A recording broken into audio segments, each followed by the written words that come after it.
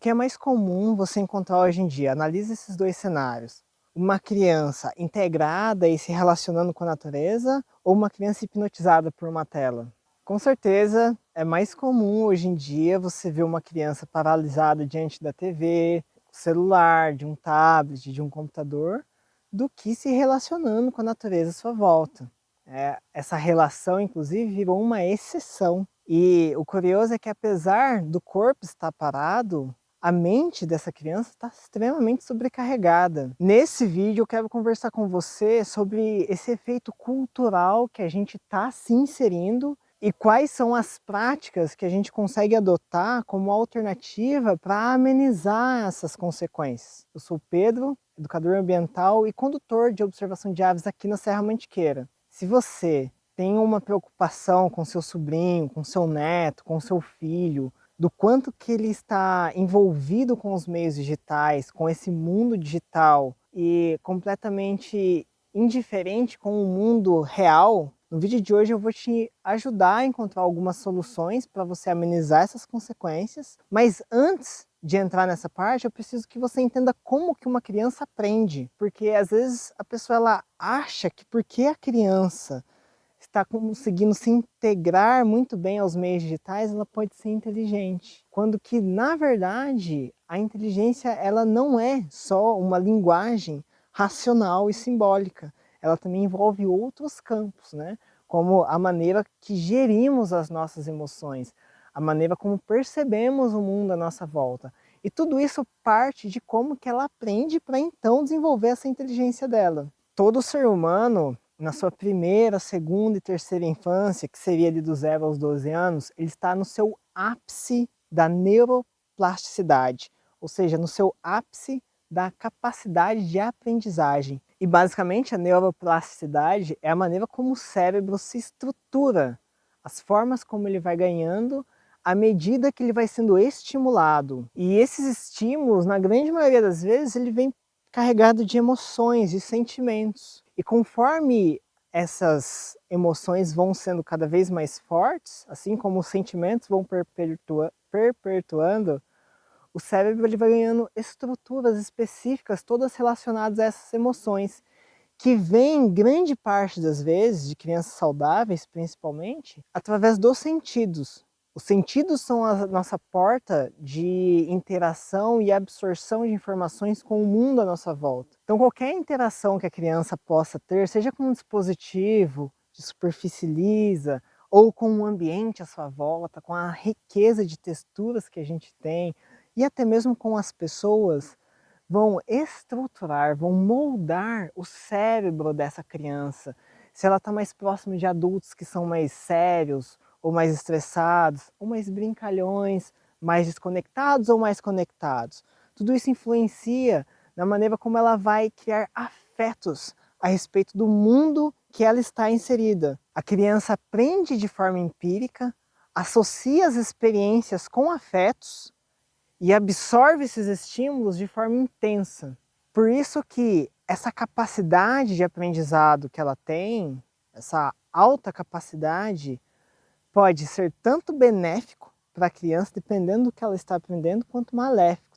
Na infância, a gente cria uma percepção do mundo por meio daquilo que a gente vê, que a gente escuta, que a gente toca, é através dos nossos sentidos. Só que pela primeira vez na história, a gente está diante de uma geração que estão com os sentidos anestesiados. Isso porque as superfícies têm a mesma textura, a maneira como a pessoa vê e o que ela vê tem que estar num determinado brilho, numa determinada saturação, muitas vezes num dispositivo de 6 polegadas, às vezes numa tela maior, todas com cores muito vibrantes, sem dimensões, sem olhar profundidades de campos, diferentes profundidades. Então assim, está tudo ali plano na frente dela. Os sons também, eles vêm de um mesmo padrão, de um mesmo dispositivo, de uma mesma direção, num volume equalizado. Então, assim, tudo muito padronizado, sabe? E isso afeta a nossa capacidade sensitiva, afeta a nossa capacidade de aprender e interagir com a vida à nossa volta. Aí você pensa, né, o contraste que eu trouxe para você nos primeiros segundos desse vídeo, do que é mais comum ver hoje em dia. Pensa que uma criança, a riqueza experiencial que ela tem quando ela tem que calibrar a visão, a audição, tem que tocar para aprender várias coisas, precisa sentir gostos, sentir cheiros, né? Precisa trabalhar o olfato. Enquanto a partida daquela que está sempre absorvendo conteúdo e mais conteúdo, o que será dessas crianças quando elas estiverem na minha idade, com seus 30 anos, com 40 anos, com 50 anos? O que a gente pode esperar dessas pessoas? Algumas consequências a gente já começa a notar desde já, desde cedo. Aos poucos, distúrbios e transtornos se tornam mais presentes na mente dessas crianças, se tornam recorrentes, como por exemplo, crises de ansiedade diárias, insônia, sensibilidade excessiva ao estresse, uma irritação constante, déficit de atenção, uma resposta muitas vezes agressiva ou opressora às suas próprias emoções. A cada ano, o nível e o número de crianças afetadas está aumentando. A situação ganhou espaço nas pautas de diferentes comunidades relacionadas à saúde. Até mesmo a Sociedade de Pediatria Brasileira, ela lançou um PDF, um e-book que está disponível gratuito na internet, intitulado Menos Telas, Mais Saúde, que é um material muito legal para você conferir após assistir esse vídeo, para você ter ainda mais informações da gravidade desse momento que estamos passando. Esse documento ele não aborda a questão só como uma problemática, ele também propõe soluções, por isso que é importante você se dedicar alguns minutos, não é um material muito extenso, a absorver o que está lá, entender como que a sociedade médica está abordando essa questão da digitalização já na infância, né? E além dos transtornos e distúrbios, um outro fenômeno é o brain rot, ou, numa tradução livre, o apodrecimento do cérebro. Isso é fruto de recompensas instantâneas, vídeos muito rápidos, super estimulantes, sem uma profundidade para a pessoa conseguir se refletir sobre aquilo. E mesmo que aborde, dependendo da forma como o assunto é tratado, se ele é falado muito rápido, muito dinâmico, mesmo que o conteúdo em si seja aprofundado, a pessoa não consegue absorver quase nada daquilo que está sendo comunicado. Faz um teste aí, começa a pensar no que você viu hoje, enquanto você rolava a tela, né? Um outro termo que está se tornando muito comum, o scroll. O que você aprendeu ali, que você guardou hoje, ontem, quando você usa até mesmo uma inteligência artificial para ter alguma informação, quanto tempo que você consegue reter aquele tipo de informação? Perceba que o aprendizado, até para a gente que é adulto, ele não se reduz a um tipo de linguagem. Ele não consegue se consolidar dessa forma. Você vai precisar de uma experiência, você vai precisar criar afetos, porque é assim que as sinapses são formadas. Senão não há aprendizado sendo construído com isso. É só um consumo de informação. E é uma questão fisiológica. O nosso cérebro, ele não chegou ao ponto de conseguir absorver toda essa quantidade de informações num curto prazo. As pausas são importantes, o momento de ócio. As pessoas ficam com insônia pela quantidade de informações que elas consomem, principalmente as crianças. E no momento que o cérebro dela iria recuperar-se, né, associar tudo que foi absorvido, tal como os músculos nossos, quando a gente se exercita, depois precisa do sono bem regulado para ele realmente se recuperar e crescer de fato, para quem está se exercitando com esse propósito, né? O nosso cérebro também. Se você quer aprender, se você quer que o seu filho aprenda, você precisa cuidar muito do sono dele. Tanto para nós, mas principalmente para as crianças, esse tipo de comportamento diante das telas empobrece a nossa capacidade analítica, a nossa capacidade de refletir sobre a informação, uma capacidade de introspecção, a nossa capacidade de criar, de imaginar, porque está tudo sendo entregue, não há estímulos sendo gerados que favoreça as faculdades cognitivas, que favoreça a nossa capacidade mais humana. Se quem já é adulto hoje já sofre uma grande dificuldade de estar presente, e assim, provavelmente, até agora nesse vídeo, quantas vezes você já não deve ter se distraído, né?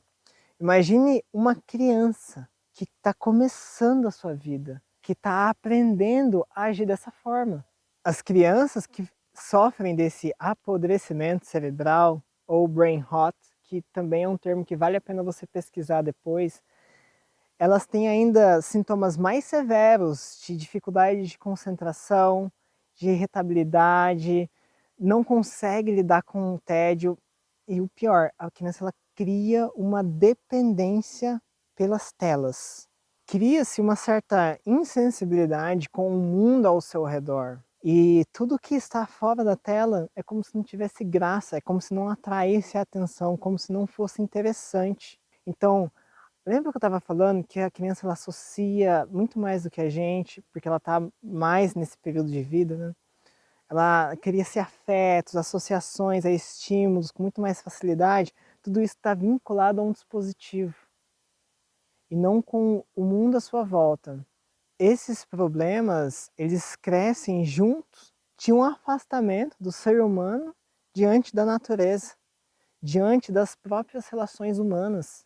Inclusive, Richard Louv, autor do livro A Última Criança na Natureza, ele cunhou o termo transtorno de déficit de natureza para descrever essa condição que a gente está se colocando de afastamento. Esse distanciamento com a natureza tem essas consequências e se dá principalmente em 3 níveis. O primeiro nível é que muitas vezes a pessoa se esquece que é um ser vivo e de que também é natureza. Ela não se vê como natureza, não se dá conta da manutenção que precisa ter pela própria vida. É tanto contato com máquina que a pessoa acaba se confundindo com uma máquina.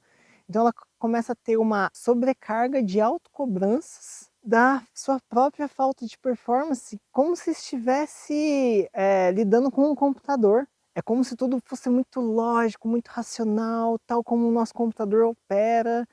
E ela começa a ter crises de autoestima, porque tudo que ela está planejando para sua vida não está reagindo conforme ela tinha programado, entendeu? Então ela começa a perder essa consciência de que também é um organismo vivo. É como se as coisas que promovem saúde ou bem-estar fossem uma perca de tempo, fossem improdutivas. É improdutiva a pessoa ser feliz, né, porque ela não está performando como deveria na sua vida. Então ela tem que ter toda uma rotina regradinha, assim, o que em muitos casos, ter uma rotina é saudável, mas não como se a gente fosse uma máquina, entende? Não de uma forma inflexível, né? Afinal das contas, somos seres orgânicos. A gente precisa levar em conta também a relação que a gente tem com o planeta, porque a gente faz parte dessa natureza viva que é o planeta. Já o segundo nível é aquilo que chamo de ruptura simbólica e cultural. A natureza passa a ser algo distante, a natureza está lá, eu estou aqui. Você vê que as cidades são muito assim.